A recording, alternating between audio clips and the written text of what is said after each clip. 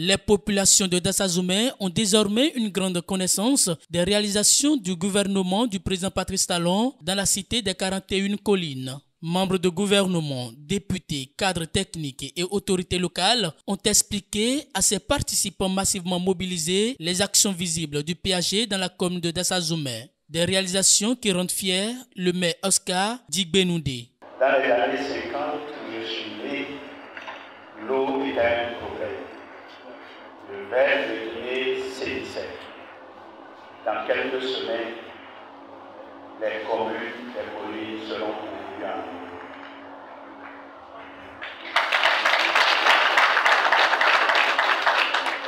Dans quelques mois, je peux quitter Dassa et aller déjeuner à Cotonou, parce qu'il y aura une double voie entre Boycon et Dassazoumé. Oui, il y a une cité administrative qui témoigne que Dassa est la préfecture des collines. Ça sortira tout à l'heure. Alors, je vous dis que c'est un bonheur pour moi, parce que je suis parti à la retraite en 2016. Et je me demandais qu'est-ce que ça se ferait de mon pays après.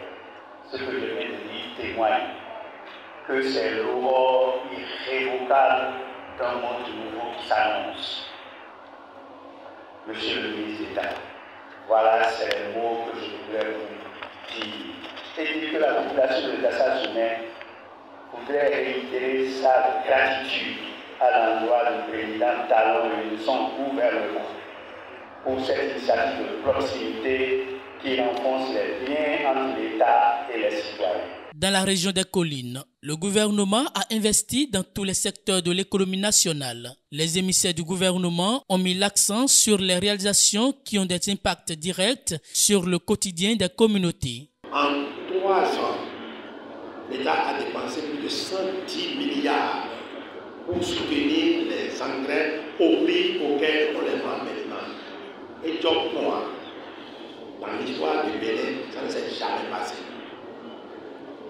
L'autre regard que vous devez avoir sur les produits pétroliers, chaque année que Dieu fait, il y a de l'autre subvention que l'État met en place pour maintenir le prix du gasoil, de l'essence et du gaz à un niveau soutenable par nos ménages.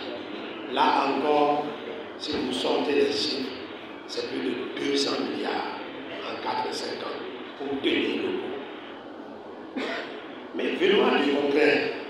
Parce que quand on en parle de beaucoup de milliards et pas de beaucoup de milliards, l'État est timide. Ce qui est pour toi là, je vais dire, dans les collines ici, nous avons eu à mettre en place un certain nombre d'infrastructures pour soutenir l'économie rurale. Premièrement, c'est les aménagements hydro-agricoles. Ça a permis d'embrasser quelques 16 254 hectares pour une valeur de 81 milliards 271 millions dans les collines. Et par rapport à ça, Dassa a eu à bénéficier de 3 343 hectares aménagés pour un coût de 16 milliards 720 millions. Quand l'histoire a permis à un gouvernement de faire une concentration d'investissement comme ça dans ce secteur, là, dans les années 70, il n'y avait pas d'eau. Il y avait une maladie qui s'appelait le ver de Guinée, qui venait de la mauvaise eau qui était consommée par les citoyens. Ça a duré encore pendant des années jusqu'à il n'y a pas longtemps. En 2016, le ministre l'a témoigné, partout où nous sommes passés pour faire la campagne, c'est partout dans les collines, mais je vais dire partout dans le Bénin. La première demande partout dans le Bénin, c'est donnez-nous de l'eau potable. Maintenant, ici, Et c'est pour ça que dans le programme d'action du gouvernement, le projet phare du gouvernement, celui dans lequel nous nous sommes assurés que non seulement nous avons une bonne planification, mais aussi que nous avons les ressources pour le faire, c'est le programme d'accès à l'eau potable dans le Bénin. Et nous avions dit à l'époque, en 2016, je rappelais cela à ceux qui ont encore les documents, nous avions dit en 2021, tous les Béninois auraient accès à l'eau potable. Le directeur de cabinet tout à l'heure a rappelé, en 2016, l'accès à l'eau potable dans tout le Bénin, c'est que sur 100 Béninois, il y en avait à peine 40 qui avaient de l'eau potable. Aujourd'hui, après la mise de ce programme-là, fin 2023, sur 100 Béninois, il y en a 80. C'est-à-dire qu'on a fait autant en ces années-là que ce qu'il y avait en 2016 quand on est arrivé. Et je peux vous dire, parce qu'on a réussi ça, je peux vous dire de la manière la plus ferme que d'ici 2 ans, on va approcher l'accès universel. C'est-à-dire que tous les arrondissements dont vous avez parlé ici, tous les villages dont vous avez parlé tout à l'heure, Sokrogo et tous les autres, il y aura de l'eau là-bas. Quand nous sommes arrivés en 2016, il y avait à peine, sur 100 enfants qui allaient à l'école primaire publique, il y avait à peine 17 qui mangeaient à l'école avant de venir. Nous dépensions au total 1 milliard pour les cantines scolaires.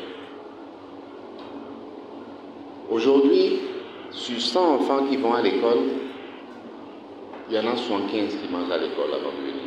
Ils mangent un repas chaud à l'école avant de rentrer. Dans tout le Bénin.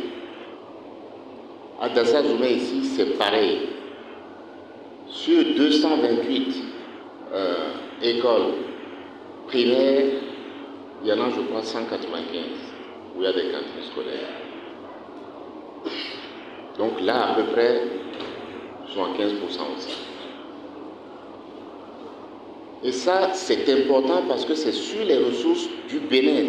Ce sont les Béninois, ce sont les taxes payées par les Béninois qui permettent de faire manger ces enfants-là. Et nous allons continuer parce que là aussi, l'objectif, c'est l'accès universel. Faire en sorte que tous les enfants qui vont à l'école publique mangent à l'école avant de venir. On est venu ici pour dire ce que nous faisons. On est venu ici pour écouter ce qui reste. On n'a pas dit que tout est fini. Alors, qu'est-ce qui reste? Il faut qu'on retourne ça au président de la République et qu'il nous mette au travail. Nous sommes déjà organisés pour travailler. Il nous met au travail et nous allons faire le travail. Le travail ne nous fait plus faire parce que nous savons comment il faut travailler. Alors, après cela, il y a ce qui concerne, bien constaté que vous avez parlé un peu de respect que nous devons avoir les uns pour les autres. Pardon, je ne sais pas, peut-être que dans le peu de parole, quelqu'un a peut-être mal parlé, mais retenez que notre intention n'est pas du tout ça. Peut-être pour gérer le temps. Parce qu'au même moment, nous recevons des signaux des uns des autres qui disent l'essentiel, on a vu, ça on a compris. Est-ce que c'est pas bon maintenant? La suite, c'est quoi? C'est pour cela que nous avons voulu aller à l'essentiel. Retenez que ça ne finit pas ici.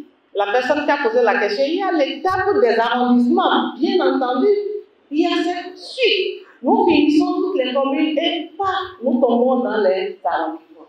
Et en ce moment-là, les partis politiques qui ont l'habitude d'animer la vie politique vont être là. Vous allez les voir, ils étaient tout le temps là. C'est eux d'ailleurs qui nous ont mobilisés. Vous êtes là.